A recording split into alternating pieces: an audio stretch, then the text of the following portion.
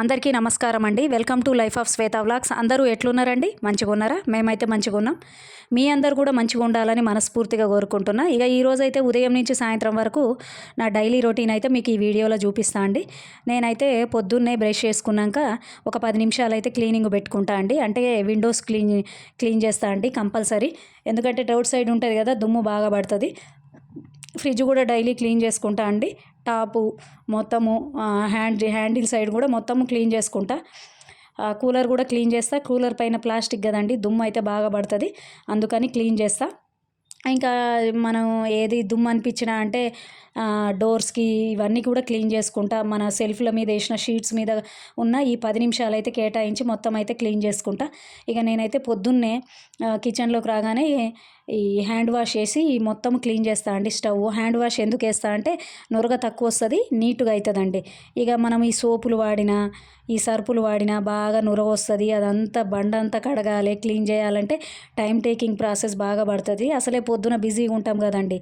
ఈ హ్యాండ్ వాష్కి చూడండి నురగ గంతే వచ్చింది. మనము ఈ క్లాత్ తోటి అయితే మంచిగా క్లీన్ చేయొచ్చు. పాలు పొంగినవి కానీ ఏవైనా నూనె మరకలు కానీ చాలా ఈజీగా పోతాయండి. హోమ్ మేకర్స్కి అయితే చాలా పెద్ద టాస్క్ ఏంటంటే ఈ స్టవ్ క్లీనింగ్ అండి. బండ పెద్దగా ఉందనుకోండి, అదంతా కడగాలి, ఇదంతా క్లీనింగ్ చేయాలి కదా. ఇక నేనైతే ఈ చిన్న టెక్నిక్ ఫాలో అయ్యి ఈ మధ్య అయితే గిట్లనే తుడుస్తున్నా అండి. మొత్తం స్టవ్ మంచిగా నీట్గా అయితే అవుతుందండి. రిజల్ట్ అయితే మంచిగా ఉంది.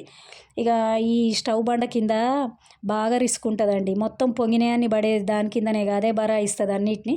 ఇక అందుకని దాని కింద కూడా మంచిగా హ్యాండ్ వాష్ 2 చుక్కలు వేసి క్లీన్ చేసుకుంటా. ఇక ఇంతాక ఎర్రగుడ్డతోటి దూడ్చిన కదా, తర్వాత దీన్ని తడి చేసి మంచిగా ఫ్రెష్ గుడ్డ తీసుకొని ఒకసారి గిట్లా దూడ్చుకున్నాం అనుకోండి, ఆ వాల్స్ బండ అంతా క్లీన్ అయిపోతాయండి. ఇక ఇది నాకు రిస్క్ అయిన పని అని ఇక బాగా ఆలోచించి చిన్న టెక్నిక్ తోటి మంచిగా చేసుకుంటున్నా, ఇసుగు లేకుండా. చూసిర్రా మంచిగా అయింది కదా స్టవ్. వాల్స్ కూడా మంచిగా క్లీన్ అయినాయి కదా. అదే సర్ప అవన్నీ వేస్తే నాకైతే 5-6 నిమిషాలు పడుతుందండి. ఇట్లనైతే తొందరగా అయిపోతుంది. ఇక బ్రేక్ఫాస్ట్ అయితే ఇడ్లీ చేసిన ఇవాళ విత్ పల్లి చట్నీ చేసిన అండి. ఇక తిన్నాక మా పాప అయితే స్కూల్కి వెళ్ళిపోయింది. మా బాబు అయితే ఈరోజు ఇంట్లోనే ఉండండి, అతనికి కొంచెం హెల్త్ బాగాలేదని ఇంట్లోనే ఉండు. ఇక నేనైతే ఇవాళ బట్టలు పెట్టుకున్నా అండి, బయట ఉతుకుదామని. ఇక ఈ బట్టలు అయితే కలర్ పోయే బట్టలు, మా పాపయి మా బాబు జీన్స్ ఇవన్నీ ఉన్నాయి. ఇక రోజు ఉతుకుదాం అనుకుంటున్నా, కుదరట్లేదు.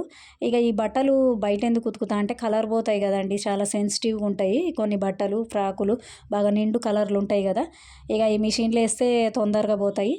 అందుకని ఇక బయటనే ఉతుకుతా. 20 నిమిషాల ముందు నానబెట్టుకుంటా అండి. నానబెట్టుకొని ఇక సాఫ్ట్ వాష్ చేస్తా. ఇక సాఫ్ట్ వాష్ అంటే ఇక చేతుల మీదనే ఉతుకుతా అండి. చేతుల మీదనే బిండేస్తా. ఇక బండకేసి బాదుడు, లేకపోతే వాటిని బాగా హార్డ్గా నుసులుడు, లేకపోతే ఆ బ్రష్లు వేసుడు ఇవన్నీ చేసినాం అనుకోండి తొందరగా ఖరాబ్ అవుతాయి. ఇక ఈ బండకేసి బాత్తెనైతే మసిగుడ్డలు అయినట్టే అవుతాయి. ఇక ఎంత నెమ్మదిగా ఉతికి ఎంత మంచిగా మెయింటైన్ చేసుకుంటే అంత మంచిగా ఉంటాయండి బట్టలు. చాలా వరకు నేను వాషింగ్ మిషన్ ఉందనే కానీ 70% అండ్లేస్తే 30% ఇక కొన్ని బయటనే ఉతుక్కుంటా అండి. ఇక శారీస్ కానీ ఏవైనా వర్క్ బ్లౌజులు అయినా వాము వాటిని అయితే ఇంకా చాలా నెమ్మదిగా వర్క్ బ్లౌజులు అయితే ఇక ఎప్పుడన్నా ఒకసారి షాంపూలు వేస్తా కానీ అస్సలు వేయనండి. అది కూడా 2-3 సార్లు మనము ఫంక్షన్లోకి పోయి వేస్తేనే వేసుకుంటా కానీ అట్లా వేయను. చూసిరు కదండి. ఇదైతే మా బాబు నిన్న పూజ ఉంటే వేసుకొని పోయిండు. అది ఇక నెమ్మదిగా సాఫ్ట్ వాష్ లాగా ఉతికేసిన. పాపది ఇది కూడా అండి, లంగా కూడా నీళ్ళల్లో ఇదైతే మరీ ఒక 2 నిమిషాలే నానబెట్టినా అండి. బాగా నిండు కలర్ అండి, ఎర్ర కలరు. ఇంకా దాన్ని కూడా మంచిగా ఉతికేసిన అండి. వీళ్ళకి ఏం పనులు ఉంటాయండి పిల్లలకి, వాళ్ళు మామూలుగా టౌన్లలో చిన్నగా మామూలుగా ఇండ్లలో ఆడుకుంటుంటారు, బయట ఆడుకుంటారు కానీ ఇక దుమ్ములాడేది ఉండదు కదా, పెద్ద దుమ్ము కూడా పట్టదు కదా. ఇంకా అందుకని ఇట్లా ఈ ప్రాసెస్లో ఉతుక్కుంటా అండి ఓపిక్గా. ఇక చూసిర్రా బట్టలు అయితే మంచిగా ఆరేసుకున్నా, 2 దండాలకు ఆరేసుకున్నా. ఎప్పుడైనా బట్టలు తిరగలు తీసే ఆరేయాలండి, ఎందుకంటే మనము పేలిపోతాయి కదా. నేనైతే ఎండకు తిరగల తీసే ఆరేస్తా. ఇంకా కలర్ పోయే బట్టలు ఉంటే మాత్రం కొంచెం గోడ సాటుకు కూడా ఆరేసుకుంటా అండి. ఇక లంగా అటువంటి అయితే గట్టి సైడ్ ఆరేసుకుంటా, ఎండ తక్కువ తగిలే సైడు ఆరేసుకుంటా. ఇక కిందికి వచ్చిన అండి, బట్టలు ఆరేసినాక కిందికి వచ్చి ఇక ఇల్లు దూడుద్దామని నిమ్మకాయ ఉప్పు కలిపినండి ఆ నీళ్ళల్లో. నేనైతే ఎక్కువ కెమికల్ వాడనండి, ఎందుకంటే పిల్లలు కింద పడ్డాయి అన్నీ తీసుకుంటూ తినడం అట్లాంటి చిన్నపిల్లలు కదండి, అలాగే తెలియదు. కెమికల్ వాడితే కొంచెం రిస్క్ అని నిమ్మకాయ ఉప్పుతోటే దూడుస్తా. ఇక మా బాబుకి అయితే ఇలా కొద్దిగా వామిటింగ్స్ అయినాయి, అది కొంచెం వామిటింగ్ది వాసన వస్తున్నాయి బండలు. అందుకని కొద్దిగా డెటాల్ వేసిన అండి. అది కూడా చాలా తక్కువ వేస్తా, రేర్ అండి. కానీ ఇక బాగా వాసన వస్తుంది అన్నప్పుడు మాత్రం వేస్తా. నేనైతే ఖచ్చితంగా ఇల్లు ప్రతిరోజు తుడుస్తా అండి. మాది డబల్ బెడ్రూము. ఖచ్చితంగా కొంచెం ఒక 15 మినిట్స్ తీసుకొని నీట్గా అంతా తుడుస్తా అండి. ఎందుకంటే బొద్దింకలు ఇవన్నీ వస్తుంటాయి, దుమ్ము ఇవన్నీ ఉంటాయని మంచిగా నీట్గా అయితే ప్రతిరోజు 2 అయినా 3 అయినా ఈ ఆఫ్టర్నూన్ తుడుచుకుంటా. ఇక మధ్యాహ్నం అయితే ఫ్రెష్ అప్ అయ్యి లంచ్ కోసము దొండకాయ ఫ్రై చేస్తున్నా అండి. ఇక కొంచెం ఆయిల్ పోసుకున్న, పోపు గింజలు వేసిన, ఉల్లిగడ్డలు వేసుకున్న. ఇక తర్వాత అయితే కొంచెం పసుపు వేసి అల్లం వెల్లుల్లి పేస్ట్ వేసి బాగా మగ్గించిన అండి. ఇక ఈ దొండకాయలది ఒక బాధ అండి. ఆ దొండకాయలు కట్ చేయాలంటే చాలా టైం పడుతుంది. ఎంత కట్ చేసినా అయిపోవండి. మళ్ళీ ఎంత ఉడికించినా కూర తొందరగా మగ్గదు. అందుకే చేయబుద్ధి కాదు. నాకైతే ఇది ఫేవరెట్ అండి. కొద్దిగా కోసుడు ఉడికించుడు కొంచెం ప్రాబ్లంగా ఉంటుంది, కానీ తినడానికైతే నాకు దొండకాయ ఫ్రై మంచిగా అనిపిస్తుంది. మా ఇంట్లో అయితే ఇక మూతి ముడుస్తారు ఈ దొండకాయ ఫ్రై ఏందని. కానీ అన్ని తినాలని నేనైతే బలవంతంగా అయినా వండి పెడతా అండి. చూసిర్రా, ఉప్పు కారం వేసుకున్నాక ఇక దొండకాయ మంచిగా మగ్గినాక దొండకాయ ఫ్రై రెడీ అయింది. ఇక సాయంత్రం అండి పైన బట్టలన్నీ తెచ్చిన, అన్నీ మడతేసి మంచిగా సెల్పులలో పెట్టుకున్నా. ఇక సెల్పులలో బట్టలు పెట్టుకొని మంచిగా నీట్గా చేసుకుంటే ఇక ఆనందమే వేరు. ఇక సాయంత్రం అయితే కొద్దిగా 5 బయటకు వచ్చిన అండి. ఇక పైన పెంట్ హౌస్లో కాసేపు తిరుగుతా అండి.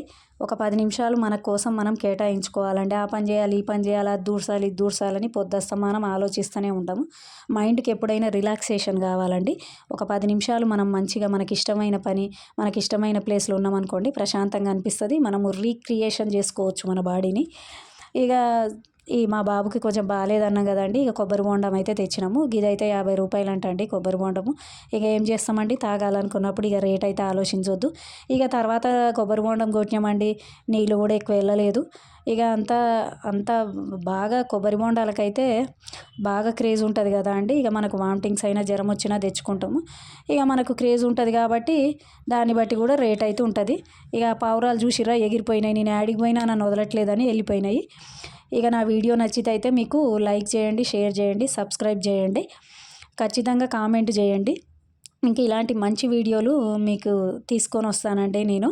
నా ఛానల్లో ఇంకా వీడియోస్ మంచివి ఉన్నాయండి. నేను ఈ మధ్య ఛానల్ పెట్టాను. నా ఛానల్ని అయితే ఎంకరేజ్ చేయండి. Thank you.